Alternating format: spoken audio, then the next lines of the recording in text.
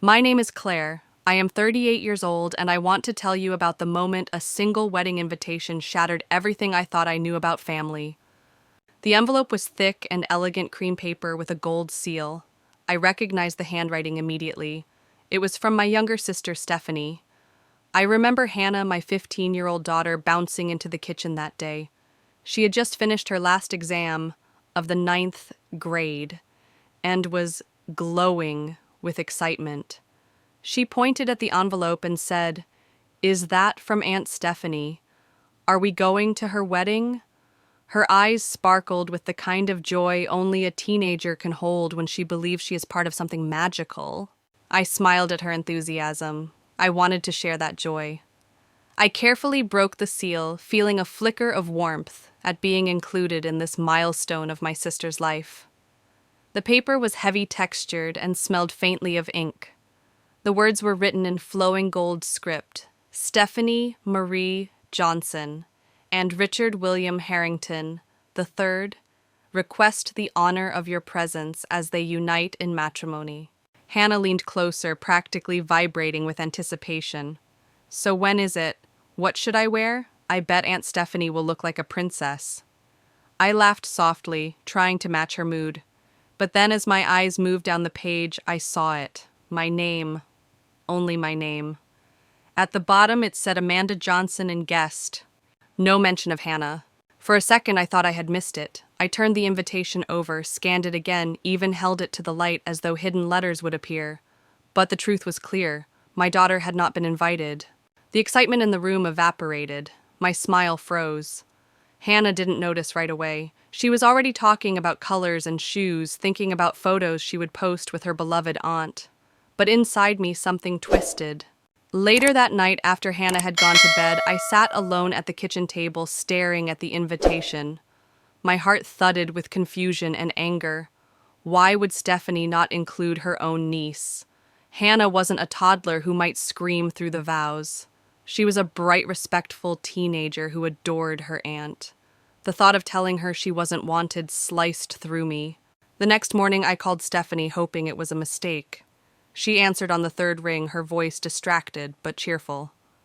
"Amanda, did you get the invitation?" "Yes," I said, steadying myself. "It's beautiful."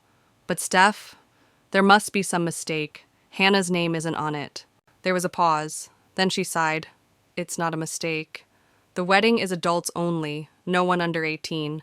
My throat went dry. "She's your niece, Stephanie, not some random child." "I know and I love her," she said quickly. "But Richard's family is traditional. They're contributing a lot and they expect sophistication. Children can be unpredictable. We want everything perfect." Her words hit me like ice water. Unpredictable, imperfect. Was that how she now saw Hannah?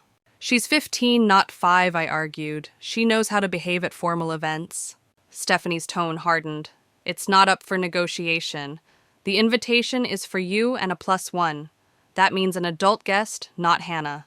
Before I could respond, I heard Richard's voice in the background. A moment later, he was on the line.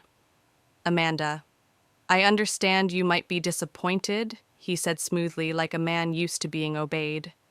"But this is our vision, a sophisticated affair.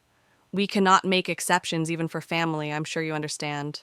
Understand? My blood boiled. No, I did not understand. My daughter was not just family, she was my life. She was Stephanie's niece, the same girl Stephanie once cradled in the hospital with tears of joy in her eyes.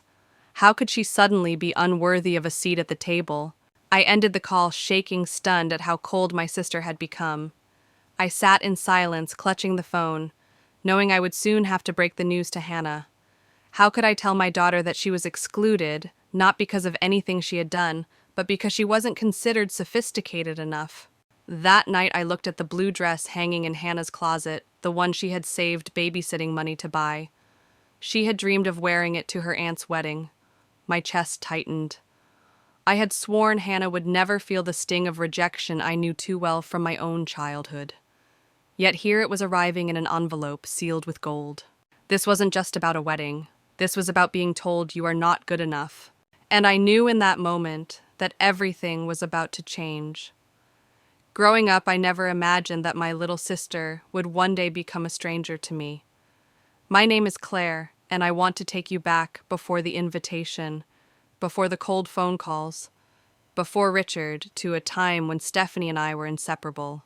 We were born 5 years apart, which meant from the moment I could walk home from school on my own, I was already responsible for her. Our parents worked long hours. My father was an accountant, my mother a nurse.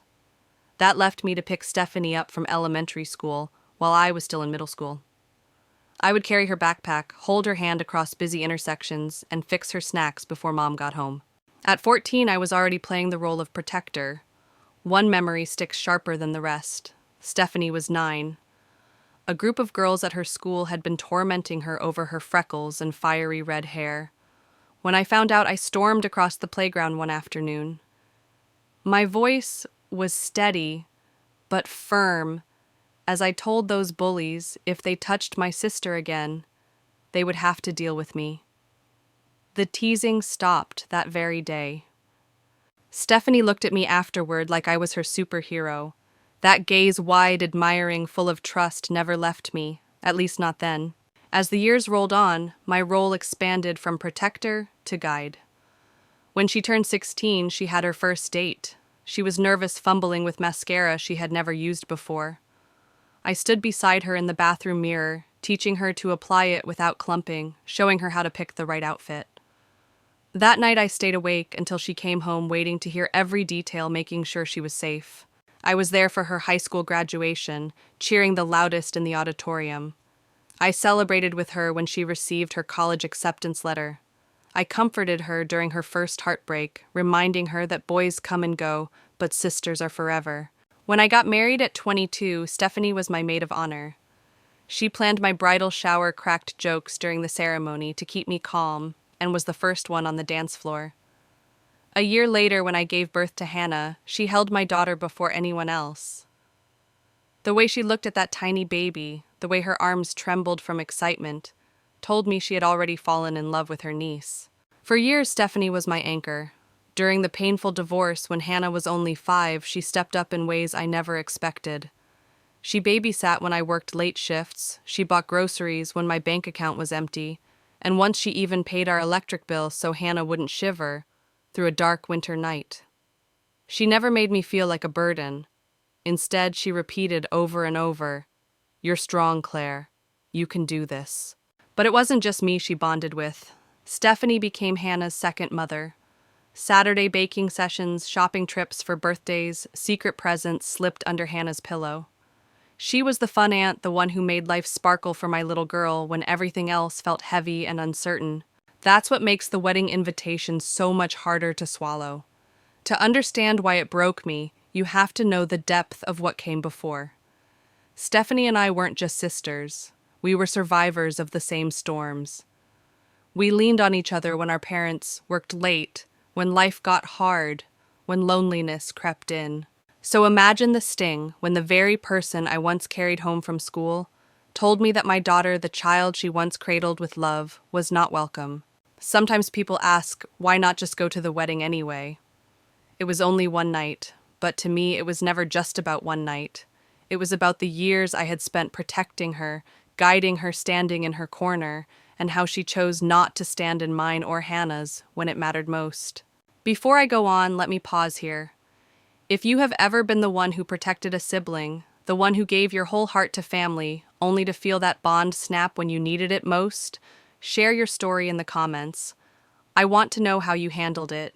And don't forget to subscribe so you won't miss the rest of mine. Because what came next would test not just my bond with Stephanie, but the very definition of what family means. The bond between my daughter Hannah and her aunt Stephanie was something I once thought unbreakable. If you had seen them together when Hannah was little, you would have sworn they were made for each other, an aunt and niece who shared more than DNA. They shared joy, laughter, and traditions that became the heartbeat of our family life.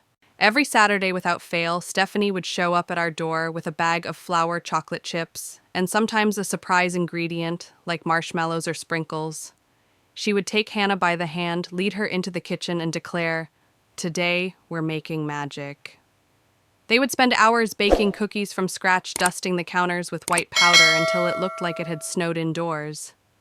I would hear giggles spilling out of the kitchen and find both of them with flour smeared across their cheeks, laughing so hard they could barely stand.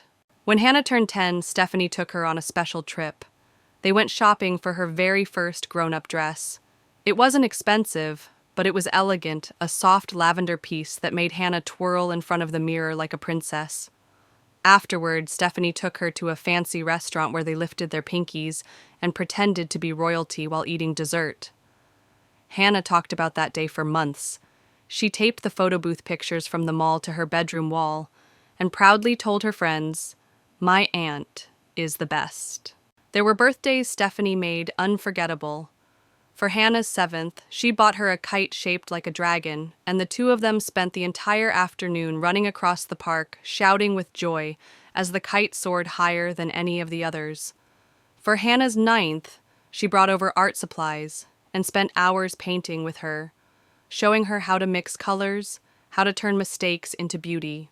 Stephanie wasn't just Hannah's aunt, she was her safe place. Hannah confided in her about school, about friends, about the little heartbreaks only a child can feel. And Stephanie always listened, never dismissing her, never too busy. She had a way of making Hannah feel like the most important person in the world. I remember one afternoon when Hannah came home from school in tears because another kid had mocked her braces. Stephanie happened to be visiting. She knelt down, brushed Hannah's hair back, and whispered, "Those braces are going to give you the brightest smile in the room one day. And anyone who teases you is just jealous they won't get to shine like you." Hannah believed her. She always believed her. That's why when the wedding invitation arrived with Hannah's name missing, the wound cut so deep. Hannah didn't just lose an invitation. She lost a piece of the relationship she had cherished for years. How do you explain to a 15-year-old that the person who once made them feel like royalty no longer thought they belonged at the table? I tried to shield her from the truth at first. I wanted to protect her from the rejection. But children are more perceptive than we give them credit for. She sensed the distance when Stephanie stopped coming around. She noticed when the Saturday baking sessions disappeared. She asked me why her aunt didn't visit anymore, why she didn't call as often. I told her it was because adults get busy. I told her it had nothing to do with her. But when that invitation came, all of my carefully constructed excuses fell apart. Hannah had already been saving her babysitting money for a dress she wanted to wear to the wedding. She had shown me the dress in the store, a simple blue one that shimmered under the lights. She said, "Mom, won't Aunt Stephanie be so proud when she sees me in this?" I smiled, then swallowing the lump in my throat, praying nothing would go wrong. When she found out she wasn't invited, her smile shattered. She tried to hide the tears, tried to shrug it off with a forced laugh. But later, I heard the muffled sobs coming from her room. That sound, the sound of my daughter's heart breaking, was worse than any fight, worse than any insult. It was the sound of innocence colliding with reality. If you've ever had someone your child adored suddenly turn their back on them, you know the pain I felt. It's not just disappointment, it's betrayal. And it's not only the child who bleeds, it's the parent too. Tell me, have you ever seen your child lose faith in someone they loved deeply? Comment below if you know that heartbreak. Share your story because no one should face that pain alone. For us, the story didn't end there. In fact, it was only the beginning. Because as Stephanie's relationship with Richard grew stronger, her bond with Hannah grew weaker. And what happened next would prove that money and status can change people in ways you never expect. Life shifted the moment Stephanie met Richard. At first, I thought it was just another relationship, something that would bring her happiness and maybe stability. But soon it became clear it was more than that. It was the beginning of a slow, painful transformation that would ripple through our entire family. She met him at a charity gala for her law firm about 2 years ago. He was polished, confident, the kind of man who seemed to glide through the room like he owned it. Richard came from old money. He worked as an investment banker, lived in a gated community, and surrounded himself with people who measured worth by status, not by heart. At first, I was happy for her. She sounded so thrilled when she described him, her voice glowing with excitement. I wanted her to have someone supportive, someone who cherished her. But I noticed the changes almost immediately. The Stephanie who used to show up in jeans and a messy bun now appeared in designer dresses with her hair freshly styled by professionals. She stopped talking about the little things we used to laugh about: cheap coffee discount store finds, goofy TV shows. Instead, she brought up Michelin star restaurants, high-end vacations, and weekend getaways at private resorts. Her visits to our house grew fewer and fewer. The Saturday baking sessions with Hannah ended. First, there were excuses: late nights at work, unexpected plans with Richard. Then the excuses faded and the visits stopped completely. Hannah noticed. "Why doesn't Aunt Stephanie come over anymore?" she asked me one evening. I forced a smile, telling her adults get busy, that it wasn't about her. But deep down, I could see the hurt in her eyes. For years, she had seen Stephanie as her safe place, her second mother. Now she was watching that bond slip away, one unanswered text at a time. Stephanie still called occasionally, but the warmth was gone. Her words carried a new edge, a kind of distance that made me feel like we were living in different worlds. She would describe weekends sailing with Richard's colleagues or dinners where the wine cost more than my monthly grocery bill. I tried to be supportive, but I couldn't ignore the growing gap. Then there was the subtle way she spoke about Richard's family. They were traditional, she said. They valued appearances. They had expectations. Each time she said it, I felt the invisible wall she was building between us and her new life. The hardest part wasn't losing her to Richard's world, it was watching Hannah lose her aunt. My daughter was too young to understand the complexities of wealth and social climbing. All she knew was that the person who used to make her cookies, take her shopping, and cheer her on had suddenly disappeared. I tried to soften the blow. I would say things like, "Aunt Stephanie still loves you, honey. She's just busy." But children are sharp. Hannah would look at me with those questioning eyes, silently asking, "If she loves me, why doesn't she come around?" The day the wedding invitation arrived, Hannah's excitement reignited, if only for a moment.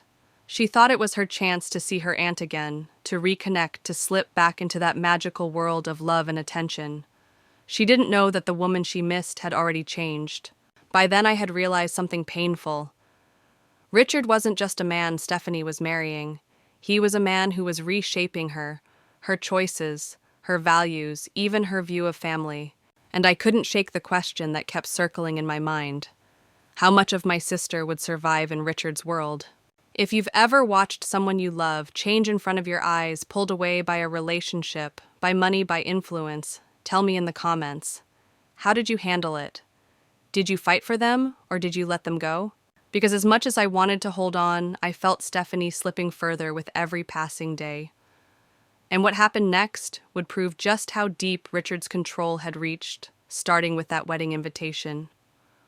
The phone call that followed the wedding invitation is one I will never forget.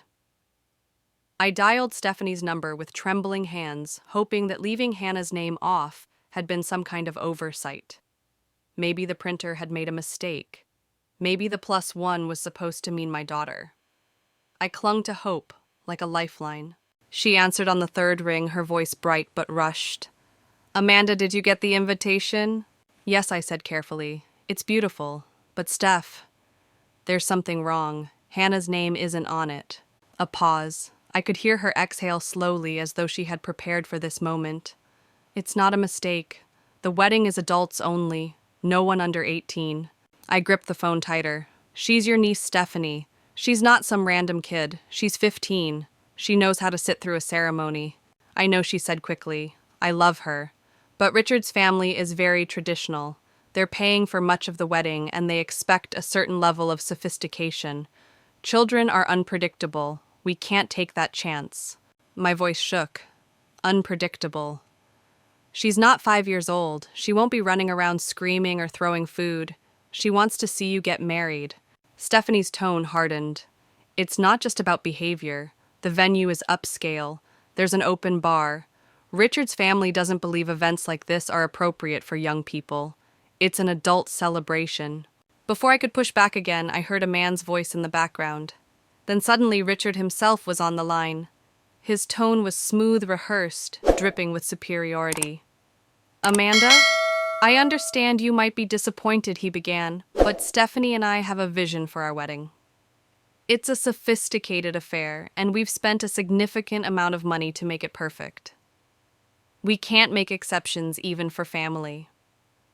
I'm sure you understand. The condescension in his voice made my stomach turn. I bit back my anger, forcing myself to respond calmly. What I don't understand is how a 15-year-old niece isn't considered family on a day meant to bring family together.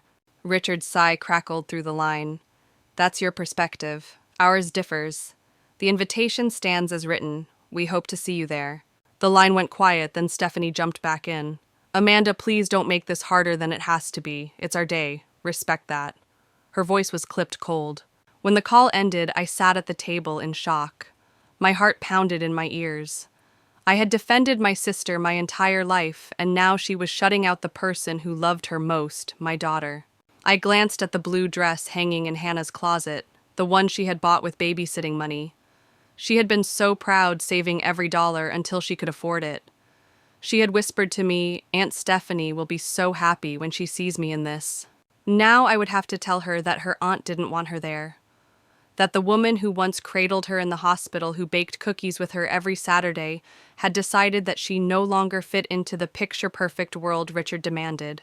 It felt like betrayal, not just of Hannah, but of everything we had shared as sisters. If you've ever had a conversation that ripped the ground out from under you, where someone you trusted made it clear you no longer mattered, you know that pain. Share your story in the comments, because these are the moments that test what family really means. And if you're still with me, subscribe so you won't miss how this story unfolds. Because that phone call wasn't the end. It was only the spark. And what came after would ignite a fire I could no longer ignore. When I finally told Hannah she wasn't invited, it felt like I was tearing a piece of her heart out with my bare hands. It was the next morning, and she came bounding into the kitchen with her phone in her hand, cheeks flushed with excitement. Mom, look at this, she said, shoving pictures of the wedding venue under my nose. They have chandeliers bigger than our living room. It's going to be amazing. My stomach clenched. I wanted to let her stay in that bubble of joy a little longer, but I couldn't lie. I pulled out a chair at the table. Honey, sit down for a minute. I need to talk to you. Her smile faltered. She sat, her eyes searching mine. What's wrong? I took a deep breath, choosing my words carefully. I called Aunt Stephanie about the invitation. There's something you need to know. They decided the wedding will be adults only, no one under 18. The words landed like stones. For a moment, Hannah just blinked at me, then she forced a laugh. Oh, okay. I guess that's their choice, right? It's probably boring anyway, all those adults talking about wine and business stuff. But I saw it, the flicker in her eyes, the way her fingers twisted the edge of her shirt. Her voice wavered as she added, Did I do something wrong? Is that why she doesn't want me there? My chest tightened. Absolutely not, I said firmly, reaching for her hand. This isn't about you. This is about Richard's family, and their ideas about what a wedding should be. Aunt Stephanie loves you. She always has. She nodded, but the tears were already pooling. She whispered, I already bought a dress. I froze. The blue one, she admitted quietly. The one we saw at the mall. I saved up my babysitting money and went back for it. I wanted to surprise you. Her voice cracked on the last word. I couldn't speak. Rage surged through me so strong I had to grip the table to steady myself. My daughter had worked for that dress, imagined herself wearing it proudly, only to be told she wasn't good enough. By her own aunt. Hannah excused herself, claiming she had homework, though it was summer break. She needed space, and I gave it to her even as I stood outside her door later and heard muffled sobs. I pressed my forehead to the wood, wishing I could absorb her pain, shield her from the rejection. That night I stared at the invitation again. The elegant script felt like a weapon, now its gold foil mocking me. Richard's voice echoed in my mind, sophisticated affair, no exceptions. Stephanie's silence hurt even more. In that moment, I knew something had shifted. I wasn't just a sister trying to keep the peace. I was a mother whose child had been humiliated, and I would not let it stand. If you've ever watched your child's joy turn into tears, if you've ever felt powerless while someone they loved broke their heart, you know that fury. You know that helplessness. And you know the vow that follows, never again. I made that vow that night. Never again would I let Hannah believe she was less than. Never again would I allow anyone, even family, to diminish her worth. And though Stephanie might not have realized it yet, that wedding invitation had drawn a line in the sand, she had chosen her path, and now I would choose mine. The decision came to me in a rush, like a wave I could no longer hold back. I wasn't going to that wedding, not if my daughter wasn't welcome, not if her presence was treated as some kind of inconvenience. That evening I picked up the phone and called Stephanie again. Twice she sent me to voicemail. On the third try, she answered, her tone sharp with irritation. "Amanda, I'm really busy with wedding plans. Can this wait?" "No," I said, steadying my voice. "It can't wait. I need you to know that Hannah and I will not be attending your wedding." There was silence on the other end. Then Stephanie snapped, "What do you mean you're not coming? Is this about the adults-only rule? I thought we settled that." "We didn't settle anything," I told her. "You and Richard made a choice to exclude my daughter, your niece. That's not something I can support." Her voice climbed higher. "So you're punishing me because I won't break the rules for Hannah. This is exactly why we don't want children at the wedding. It always turns into drama." "This isn't drama, Stephanie," I said firmly. "This is about family. Hannah isn't just some child off the street. She is your niece, someone who adores you, someone you used to bake cookies with every Saturday. And you are telling her she doesn't belong at one of the most important days of your life." "You're making this all about you," she shot back. "This is my wedding day, mine and Richard's. We get to decide how we want it to be. If you can't respect that, maybe it's better you don't come." "I agree," I said, my voice calm but final. "If my daughter isn't welcome, then neither am I. I hope you have a beautiful wedding." And I hung up. My hands were shaking, but a strange peace washed over me. For the first time since the invitation arrived, I felt like I had done the right thing. I wasn't abandoning my sister. I was protecting my child. The fallout came quickly. Within an hour, my phone buzzed with messages from family members. My mother called horrified. "Amanda, you need to be the bigger person. It's just one day. Hannah will have plenty of other opportunities." "That's not the point, Mom," I told her. "The point is that Hannah is being excluded by her own family." My father was less gentle. "Stop being so stubborn. Think about your sister. Do you really want to ruin her wedding because you can't leave Hannah with a babysitter for one day?" Even extended relatives chimed in. My aunt texted that I was being selfish. My cousin suggested I was jealous of Stephanie's happiness. Through it all, I stayed firm. This wasn't about jealousy. It wasn't about stubbornness. It was about showing my daughter that she mattered more than appearances, more than traditions that hurt instead of heal. That night, I found Hannah crying in her room. She whispered, "I don't understand why Aunt Stephanie doesn't want me there. We used to be so close." I hugged her tightly. "People change," I said softly. "Sometimes they get caught up in things that don't really matter. But you did nothing wrong. You are not the problem here.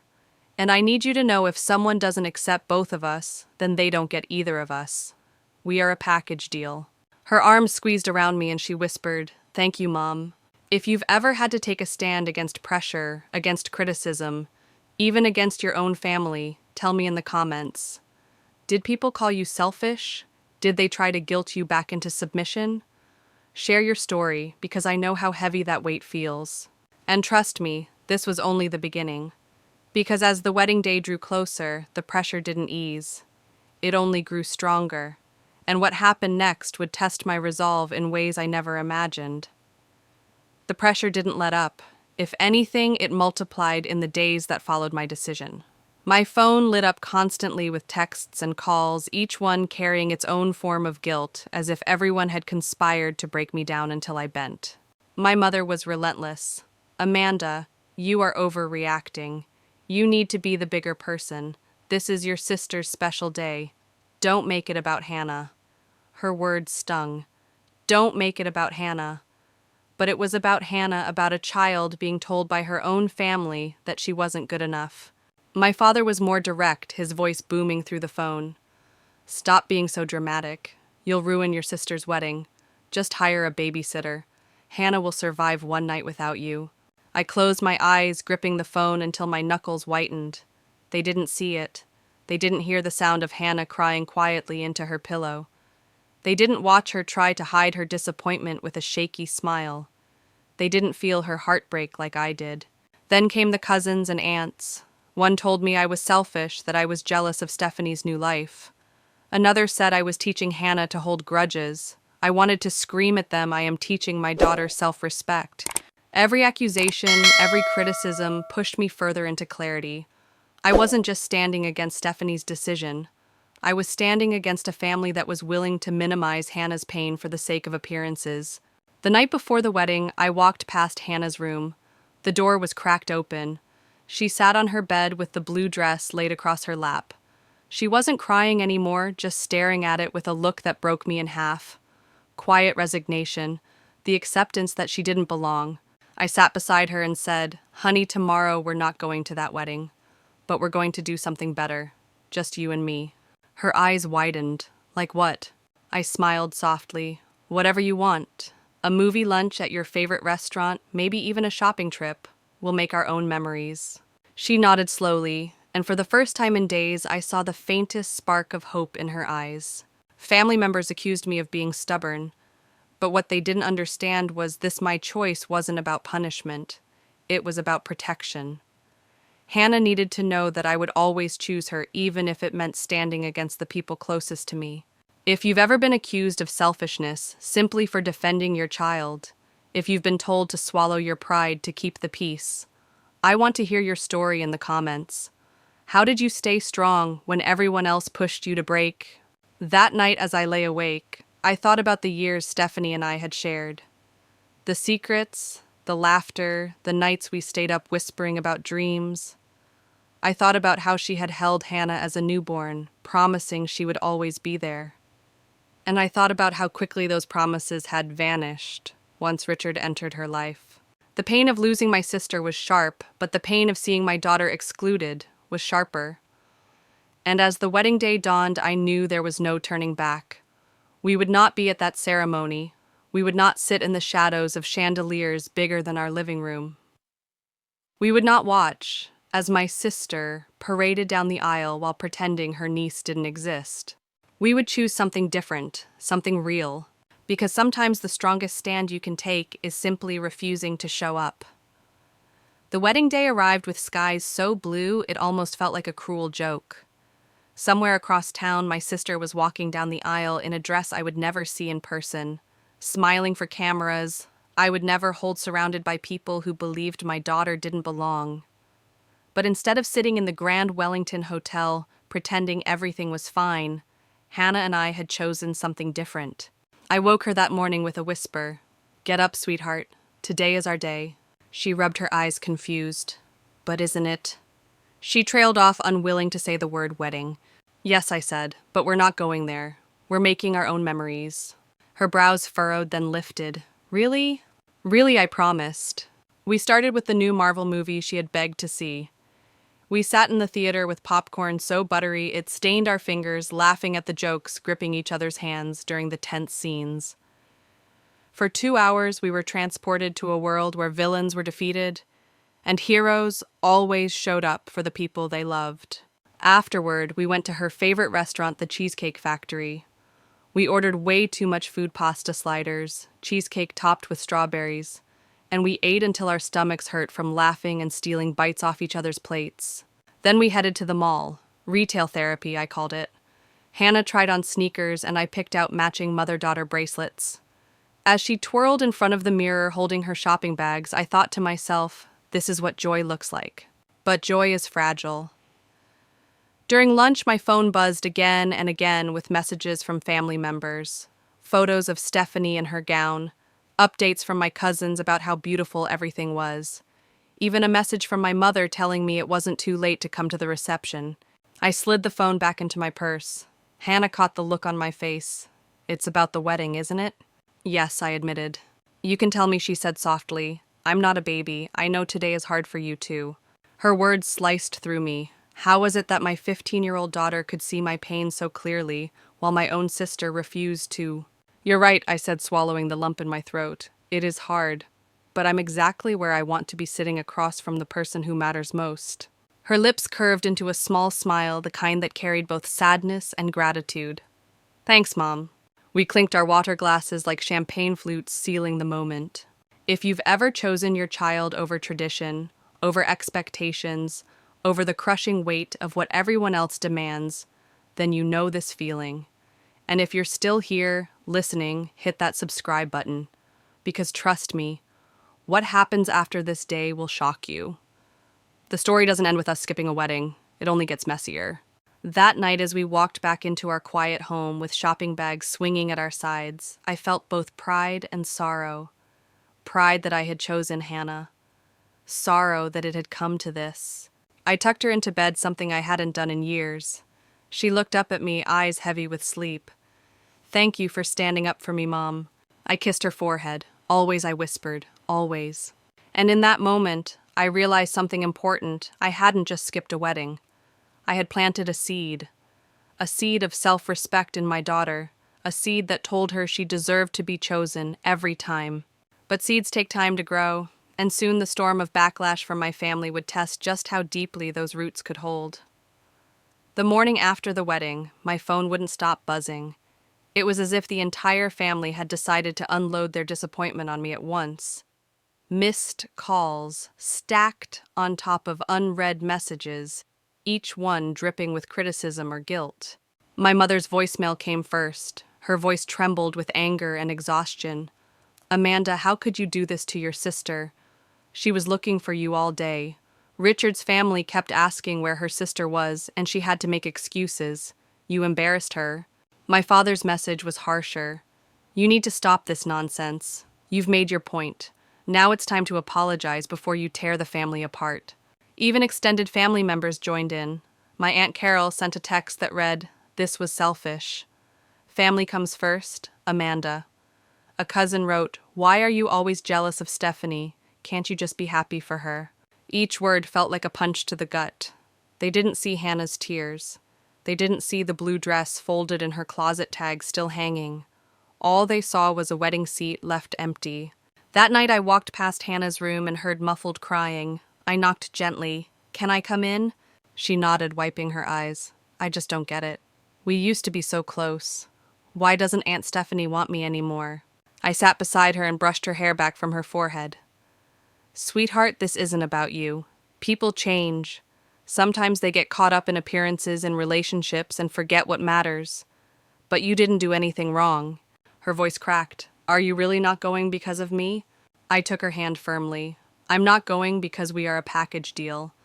If someone can't accept both of us, they don't get either of us. That's what family means to me." Her arms wrapped around me and she whispered, "Thank you, Mom." In that moment, I knew I had made the right choice. The world could call me selfish, stubborn, jealous, whatever they wanted. But Hannah would remember that I chose her. She would remember that her worth was never negotiable. Still, I couldn't shake the ache in my chest. Stephanie and I had weathered so many storms together. Now it felt like she had sailed into another world, leaving me behind without a backward glance. I thought about calling her again, about begging her to reconsider, but I stopped myself. She had made her decision. Now it was my turn to stand by mine. If you've ever had to defend your child while the people around you called you dramatic or selfish, you know the fire that burns inside. Tell me in the comments, have you ever been pressured to sacrifice your child's dignity for family peace? What did you do? Because for me, there was no question. Peace wasn't peace if it came at Hannah's expense. As the weeks passed, I knew the tension would follow us. Family dinners would grow colder. Holidays would become battlegrounds. But I also knew something else. My daughter had seen me stand tall even when the world tried to bend me. And that example, I hoped, would carry her farther than any wedding seat ever could. But the story wasn't over. Christmas was coming. And with it another test, one that would put all of us face to face again in a room that held every memory of family we had ever known. Christmas Eve had always been sacred in my family.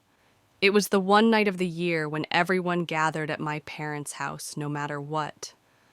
The air was usually thick with the smell of gingerbread, my father's endless strings of lights glowing outside, and laughter echoing through the rooms. But that year the joy was clouded with tension. When my mother called to invite us, her tone was unusually careful. "Amanda, we're planning Christmas as usual. We really hope you and Hannah will come." I hesitated. "Will Stephanie and Richard be there?" "Yes," she admitted, her voice faltering. "They've confirmed." "But Amanda, it's Christmas. Can't we put aside the wedding drama just for one night?" I bit my lip. "Mom, I can be civil, but I won't put Hannah through another rejection. She deserves respect. My mother sighed heavily. Stephanie doesn't believe she did anything wrong. She says it was her wedding, her rules. I hung up, feeling the weight of impossible choices pressing down on me again. On Christmas Eve, Hannah slipped into a green velvet dress, her eyes anxious. "Do I look okay?" she asked. "You look beautiful," I told her, adjusting a stray strand of hair. "Remember, you have nothing to be ashamed of." We arrived at my parents' home at 6 sharp. Lights twinkled on every window, a massive wreath hung on the front door, and the smell of roasted turkey filled the air. My mother greeted us with forced cheer. "Merry Christmas, everyone's already here." As we stepped inside, I spotted Stephanie and Richard near the fireplace. She wore a crimson designer dress that looked like it belonged on the cover of a magazine. Richard stood stiffly beside her in a tailored suit. My father was chatting with Richard's parents, who looked around the house with polite detachment, as though the decorations were quaint but unimpressive. Hannah gripped my hand tighter as we approached. "Merry Christmas," I said evenly. Richard offered a curt nod.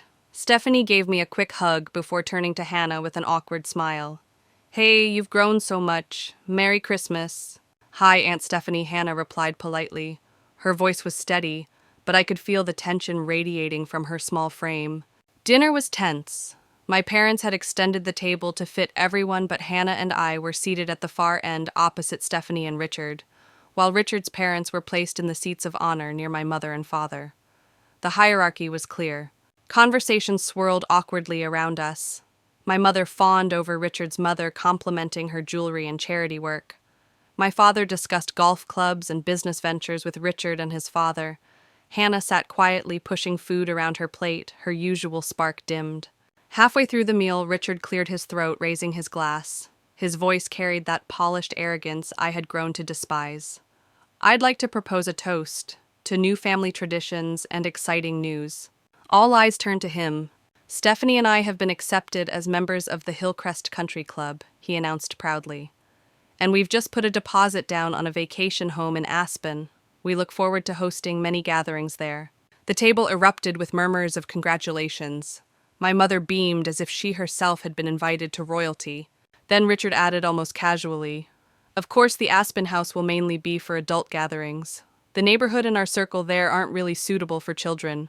The words landed like a dagger. I felt Hannah stiffen beside me. She stared at her plate, blinking rapidly. I placed my hand over hers beneath the table. She squeezed back, silent but strong. My mother gushed. "How wonderful, Stephanie always loved skiing." Stephanie shifted uncomfortably, glancing briefly at Hannah before looking away. "Maybe we could host Easter there next year, for everyone." Richard's jaw tightened. "We'll see," he said dismissively. "Depends on our schedule." If you've ever sat at a table where your child was quietly erased, where their presence was treated as a problem, you know that burn. Tell me in the comments, how would you have reacted? Because in that moment, my fury was white hot, but I swallowed it down for Hannah's sake. The rest of the meal passed in awkward bursts of conversation, each word weighed down with unspoken tension. I knew then that this Christmas wouldn't be remembered for its lights or laughter. It would be remembered as the night lines were drawn deeper between us. After dinner, we moved back into the living room for the gift exchange. Normally, this was my favorite part of Christmas Eve. Everyone would sit in a circle, taking turns, unwrapping presents, laughing, and sharing gratitude. It had always been a tradition rooted in warmth, no matter how big or small the gift. But this year felt different. The air was thick with unspoken judgment, the hierarchy of the evening still pressing down on us. Richard's parents went first, presenting Stephanie and Richard with a slim envelope. Judging by Stephanie's delighted gasp, it contained something extravagant. Richard in turn gave her a diamond bracelet that sparkled under the Christmas lights, drawing gasps from my mother. My parents handed over a crystal vase carefully chosen from an exclusive shop downtown, my mother making sure everyone knew where it came from. When it was Hannah's and my turn to open gifts, the difference was obvious. Richard's parents had given us generic scarves tags still attached, showing the exact amount they had spent. Stephanie and Richard handed us a department store gift card. Nice, yes, but impersonal. Hannah smiled politely, thanking them with more grace than anyone else in the room. Finally, it was our turn to give. I handed Stephanie the carefully wrapped package, my palms damp. "It's not much," I said quietly, "but I hope it means something." Stephanie peeled back the paper, revealing a leather-bound photo album. The cover read, "Family Memories" in simple gold letters. She opened it, and the first page showed a photograph of her as a newborn, cradled in my 5-year-old arms, my face glowing with pride. Her expression shifted.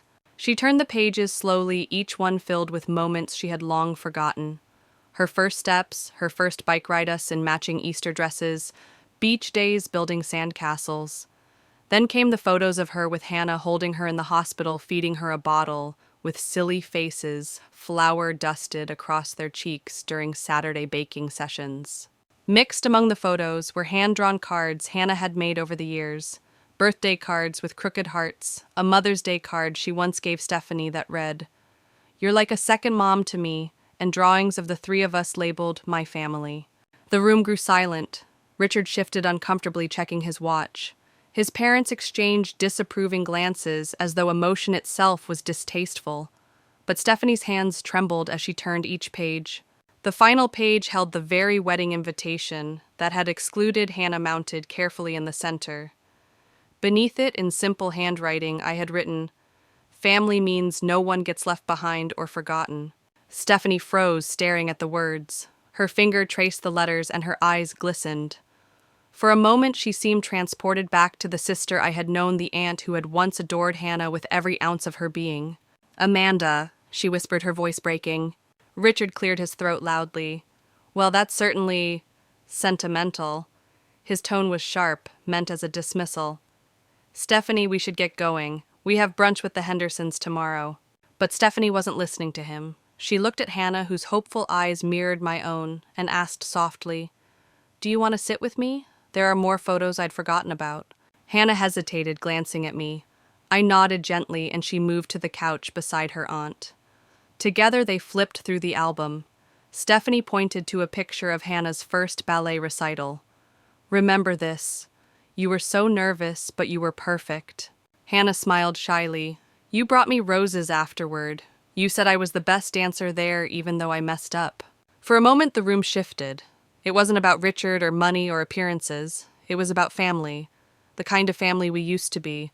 If you've ever given someone a gift that carried more truth than any words, you know the risk. Sometimes it heals. Sometimes it cuts deep. What do you think happened next? Did that album open a door, or did it close it for good? Tell me in the comments before we move forward. Because what happened after this night would prove that even the smallest reminder can crack the strongest walls. As Hannah sat beside Stephanie on the couch, the atmosphere in the room shifted. Richard's parents were visibly uncomfortable, their eyes darting toward the door, as though they couldn't leave fast enough. Richard himself sat rigid, jaw-clenched, irritation radiating from every movement. But Stephanie. She looked different. Her face softened. Her voice quieted, and for the first time in years, she seemed present, like the sister I had once known. She turned another page in the album, pointing to a photo of her and Hannah covered in flour. "This was the time we tried to bake a cake for your mom's birthday," she said, with a laugh that carried more warmth than I had heard in months. "We ended up with batter all over the ceiling." Hannah giggled, and we had to scrub the kitchen for hours, but it was still the best cake. The sound of their laughter blended together a melody of what once was. I watched closely, my heart aching, but hopeful. Hannah's smile was genuine, her eyes shining with the joy she had been missing. And Stephanie. She looked at my daughter as though remembering all the moments she had let slip away. Richard shifted in his seat, his voice sharp. "Stephanie, it's getting late. We need to go." But this time Stephanie didn't immediately obey. She glanced up at him and said softly but firmly, "Just a few more minutes, Richard. I haven't seen these pictures in years." It was subtle, but it was resistance. The first I had seen since Richard had stepped into her life. His parents stood gathering their coats with exaggerated movements, clearly disapproving of the display of sentiment. But Stephanie ignored them, focusing instead on Hannah. She placed her hand gently on her niece's, and for the first time in a long time she chose love over appearances. Later that evening, as the gift exchange wound down and people began to leave, Stephanie pulled me aside into my father's study. She closed the door, her hands trembling slightly. The album, she whispered, her eyes brimming with tears. "It's beautiful. Thank you." I nodded. "I didn't make it to hurt you. I made it to remind you of who we were, of who we still could be." She wiped at her cheeks, her voice breaking. "I know I've changed. Richard's world, it's demanding. There are expectations I never had before. But tonight, seeing Hannah, seeing those photos, it hit me. I don't want to lose this." Her words cracked something open in me. For months I had felt as though my sister was gone, replaced by someone I didn't recognize. But here she was, raw and vulnerable, finally admitting the cost of the life she had chosen. "You don't have to lose it," I told her gently, "but you have to choose. Family means everyone, not just the parts that fit into Richard's idea of perfect." Stephanie nodded slowly, her eyes locked on mine. "I'll try. I promise I'll try." When it was time to leave, Stephanie surprised us all. She hugged Hannah tightly, whispering just loud enough for me to hear, "I've missed you. Can we have lunch next week, just the two of us, like we used to?" Hannah's face lit up, her smile brighter than any Christmas light in the house. "Really, I'd love that." Richard frowned, clearly displeased, but said nothing. His parents had already left their disapproval hanging in the air. As Hannah and I drove home that night, bags of gifts in the back seat, there was a new feeling between us. Hope, tentative, fragile, but real. Hannah turned to me and asked, "Do you think Aunt Stephanie meant it? About lunch and everything?" I smiled, though my eyes filled with tears. I think she did. Sometimes people just need a reminder of who they are. If you've ever watched someone you love take the first step back toward who they used to be, you know that mix of fear and hope. Would you trust it or guard your heart? Share your thoughts below, and don't forget to subscribe to follow how this story unfolds. Because what came next wasn't just a lunch date. It was the beginning of a shift that would shake everything Stephanie thought she wanted and everything Richard thought he controlled. A few days after Christmas, Stephanie sent me a text that startled me with its simplicity. "Can we meet for coffee? Just us." When I arrived at the cafe, she was already there, dressed not in her usual designer armor, but in jeans and a soft sweater. Her makeup was minimal, her hair pulled back in a simple ponytail. For the first time in months, she looked like my sister, not the polished version Richard paraded around. "Thank you for coming," she said as I sat down. Her voice was quieter than usual, fragile almost. "I've been doing a lot of thinking since Christmas Eve." "The album got to you, didn't it?" I asked gently. She nodded, staring into her coffee cup. "It wasn't just the photos. It was Hannah's face when I asked her to lunch, the way she lit up. I realized how much I've missed, how much I've thrown away." Tears pricked my eyes, but I held them back. "It's not too late, Steph. It's never too late to put family first again." Her voice shook as she went on. "After we left Mom and Dad's, Richard and I had a huge fight. He said the album was emotional manipulation, called it low class. He said I embarrassed him. I clenched my fists under the table. There's nothing low class about family memories." "I know," she whispered. "But I've spent months letting him dictate everything. What's appropriate, who I should spend time with, even how I talk about my own family." "Steph," I leaned in, my heart breaking for her. "Are you happy?" She didn't answer right away, which told me everything. Finally, she said I thought I had everything I wanted, the house, the status, the social circle. But when I saw Hannah flipping through those photos, it hit me. None of that feels real. This does. You and her, us. I reached across the table and squeezed her hand. "Then take it back. Start by showing Hannah she matters. She still loves you. She still wants her aunt back." Stephanie's eyes filled with tears. "I owe her an apology, a real one, and I owe you one too. You were right to stand up for her about the wedding. I was wrong. I let Richard dictate something I should never have compromised." That week, Stephanie kept her promise. She took Hannah to their favorite diner, the one they used to go to on Saturdays. Over milkshakes and fries, she apologized over and over, telling my daughter she should have fought harder, that excluding her was the biggest mistake she had ever made. When Hannah came home, her face glowed in a way I hadn't seen in months. She said she was sorry, Mom, like a million times. And she wants to take me shopping next weekend, just like we used to. It was the first time since the invitation that Hannah's voice carried pure joy when she talked about Stephanie. I knew then that my sister was fighting her way back, but it wouldn't be easy. Richard wasn't used to hearing the word no, and he wasn't about to loosen his grip without a battle. Still, something had shifted. Stephanie was finally pushing back. She was finally remembering who she was before Richard's world swallowed her whole. If you've ever seen someone you love begin to reclaim themselves, you know that fragile hope, that cautious belief that things might change. Would you risk trusting it, or would you guard your heart? Share your answer in the comments, and if you're new here, subscribe to follow how this fight for family unfolds. Because Stephanie wasn't done yet. The next chapter of her story would be about boundaries, real ones, and the price of enforcing them. Over the next few months, I watched my sister transform piece by piece. It wasn't instant, and it wasn't easy, but for the first time since Richard entered her life, she began to draw lines in the sand.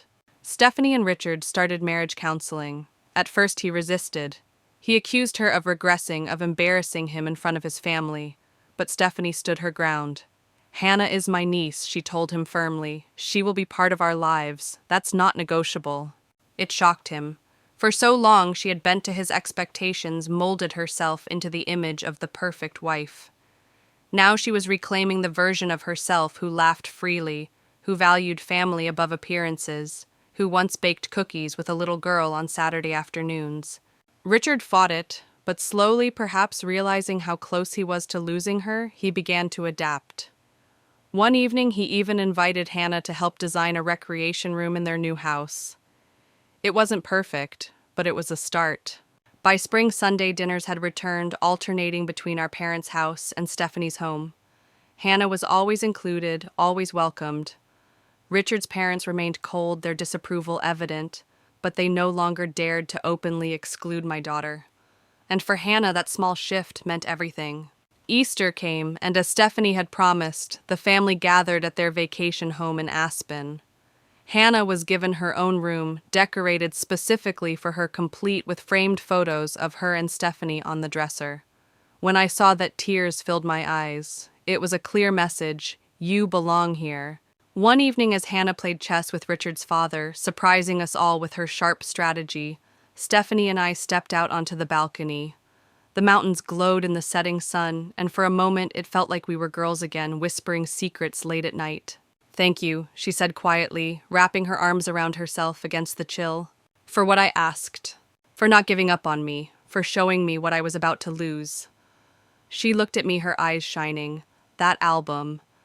It was the wake-up call I needed. It reminded me of who I used to be and who I want to be again. I placed a hand on her shoulder. That's what family does. We hold up a mirror when someone forgets who they are. Her voice cracked. I almost lost everything that really matters, chasing things that don't.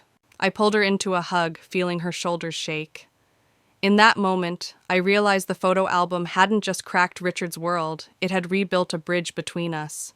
A bridge I thought was gone forever. Inside, Hannah's laughter rang out as she teased Richard over a chess blunder. Stephanie's smile widened at the sound. It wasn't perfect, but it was progress. And progress was more than I had dared to hope for months ago. If you've ever seen a family member pulled away by influence only to fight their way back then, you know the beauty of that return. Sometimes it takes standing firm. Sometimes it takes a quiet reminder. Have you ever been the one to hold up that mirror? Comment your story below, and if this journey has touched you, subscribe so you don't miss what comes next. Because here's the truth I learned: standing your ground for the people you love may cost you in the short term. But in the long run, it can heal wounds you thought were permanent. And sometimes all it takes is one act of courage, a refusal to bow a photo album, a single no to bring someone home again. Looking back now, I realize that the wedding wasn't the real story. It was only the spark, the moment that forced us to see who we were becoming and who we wanted to be. Stephanie thought she wanted a world of elegance, of wealth, of status. But what she almost lost was the one thing money could never buy: unconditional love. Richard's rules, his family's expectations, his obsession with appearances had nearly erased the sister I grew up with, and the Aunt Hannah adored. But standing firm, saying no when it mattered most, pulled her back from that edge. For Hannah, the experience planted something stronger than pain. She learned that her worth was never negotiable. She saw her mother choose her loudly and without hesitation, even when the rest of the family turned against us. And that lesson of self-respect, of standing tall, even when you're alone, is one she will carry for the rest of her life. And for me, I learned that sometimes protecting your child means burning bridges. Sometimes it means walking away from the people you once trusted most. But in doing so, you discover who truly belongs in your circle. You discover the power of saying, "We are a package deal." You cannot have one without the other. In the end, the photo album wasn't just a gift. It was a mirror reminding Stephanie of the love she had, and a reminder that family is not defined by chandeliers or country clubs. Family is the people who stand beside you in the storm, who see you at your worst, and still choose you every time. And that's the truth I want to leave with you, family, is not about perfection. It's about presence. It's about love that doesn't flinch even when tested. So ask yourself, when the moment comes to take a stand, will you choose appearances or will you choose love?